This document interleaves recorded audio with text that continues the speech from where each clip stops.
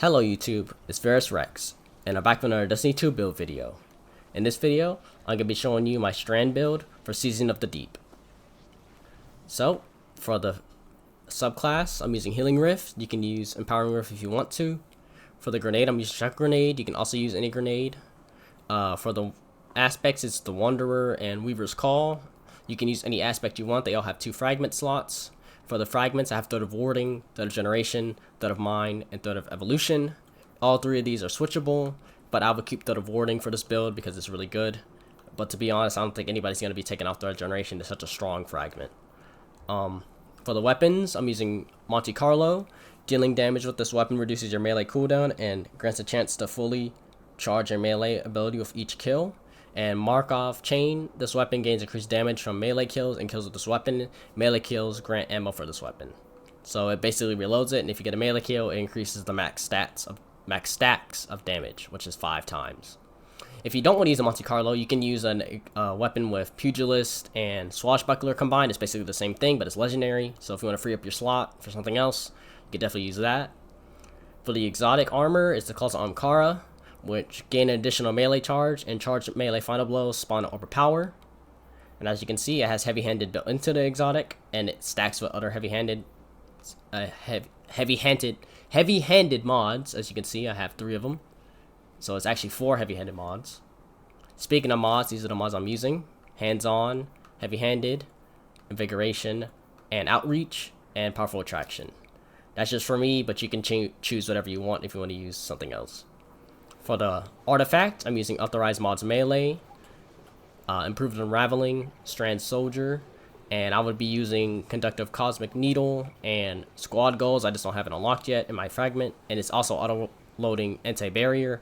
So for in-game stuff like Lost Sectors and Nightfalls, you can use the Monte Carlo and stun barrier champions.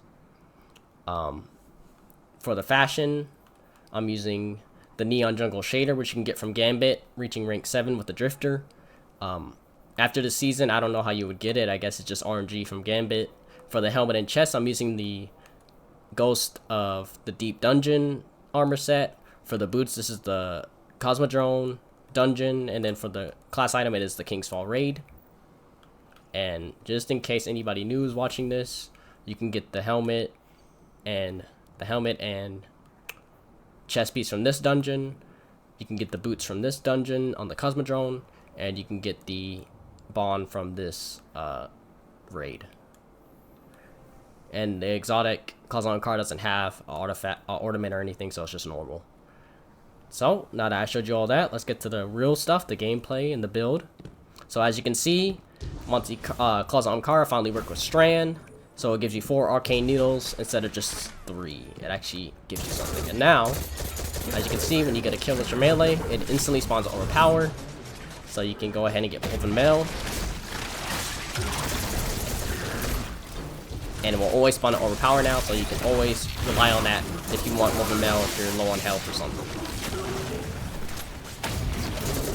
So now, Warlocks have a way to spam Woven Mail like the Titans can. So now the Warlock is super tanky because not only do they have Woven Mail, but they have Healing Rifts.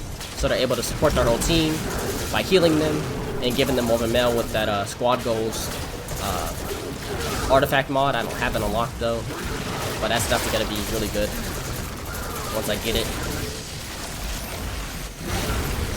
And as you can see, you can basically just spam your melees. You get so many of them. Like this, you can chain them, all 3 of them. And now I'm doing more damage because of the artifact.